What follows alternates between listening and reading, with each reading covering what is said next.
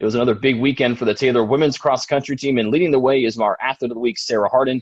And Sarah joins me today. Sarah, it was the Midwest XC Challenge, normally held up north in Michigan, but this year you guys got to host it out there at the TUXC farm. How special was it to not only compete in this meet again this year, but compete against some of the best competition you'll see until the national meet, and also get to do it on your home course?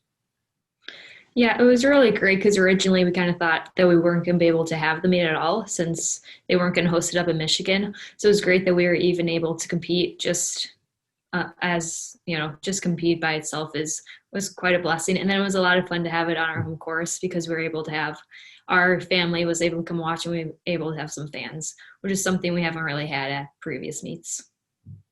I do want to ask you about the fans because it's kind of it's a unique venue being at cross country because you're not around the fans the entire time you compete like you would at other sports. Even with a golf tournament, you might have your parents can follow you from hole to hole. How much of a bonus is it to have your parents at your home course cheering you on, even if it's only for little snippets out there at the TUXC farm?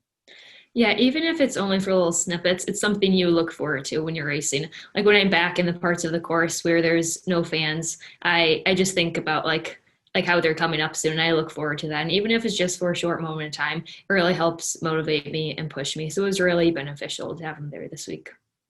Can you pick your parents out from the crowd? If there's a lot of people there, can you pick out your mom or dad's voice over everyone else's? Yeah, I can pick out their voices. I can pick out most of my teammates' voices as well.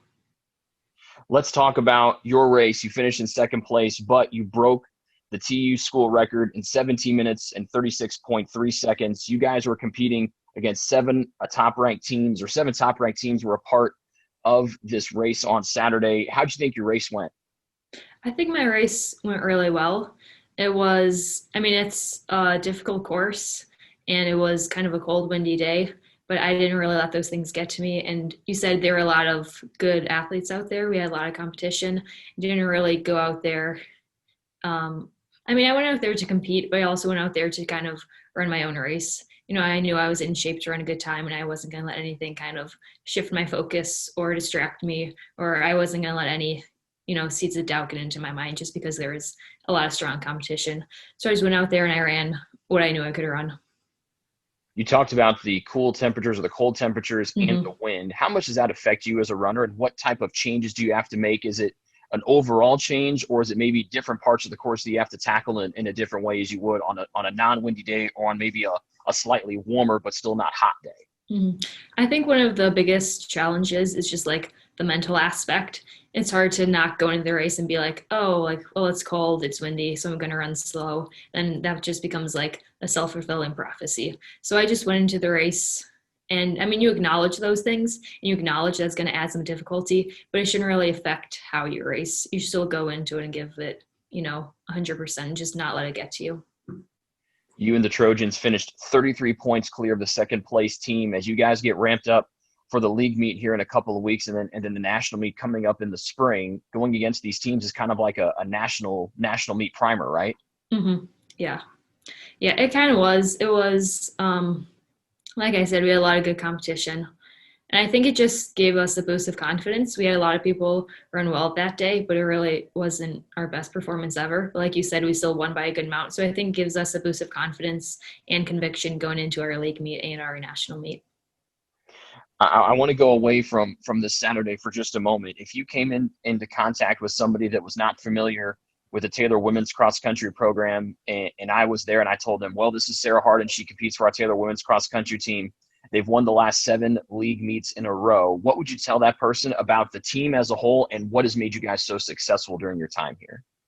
Well, I think that's something that makes us stand apart from other teams and kind of gives us an edge on other teams is our team dynamic and our team unity. My coach always tells us that we're supposed to run together and not against each other. So we practice that during workouts, and then we try to compete that way as well. So when we're out there running, we're running side by side and we're encouraging each other and we're talking to each other. And even like off of the field and away from practices and away from meets, we really try to always be there for each other and support each other. And I think that shows then in the way that we compete and in the way that we race.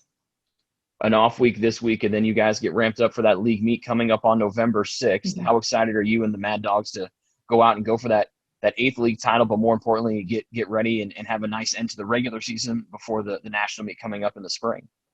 I think we're all really excited. It's going to be at IWO, which is a flat course, so hopefully it will be a fast course, which will be a nice way to end the season. And like you said, the opportunity to get 8 straight consecutive titles is really exciting. So these next 2 weeks are just about really finishing well and finishing with conviction, because you've kind of touched on it. Like, we're a really strong team this year. We know we have what it takes to win, and it's just about maintaining that mindset and finishing strong. So it's an exciting time for us. Last thing, Sarah, take us in, since you've done this now, going into your last league meet. So you've been there and done that. You know what the last 2 weeks before the league meet are. Take those of us that are not in and runners. Take us into what these last 2 weeks are, both training wise and nutrition and sleeping. And what are these next 2 weeks going to be like for you and the team? Mm-hmm. Well, throughout the season, I mean, you try to stay on top of your training and your nutrition and getting your sleep. So really it's just about assuming that you've done that well all season. It's just about maintaining those good habits and really just focusing in on them. We reduce our training a little bit, so we go into taper season. It's less volume. So you kind of wind things down a little bit, but it's still just about staying focused and maintaining consistency on the little things, and really about focusing your mindset in on what we started the season and what our goals are. Sarah, thank you so much for the time today. Congrats on a great showing this past Saturday, and best of luck to you and the Taylor women's cross country team at the league meet coming up in a little under 2 weeks. Yeah, thank you. That is Sarah Harden, this week's TU Athlete of the Week. For more information on Taylor women's cross country, just log on to TaylorTrojans.com.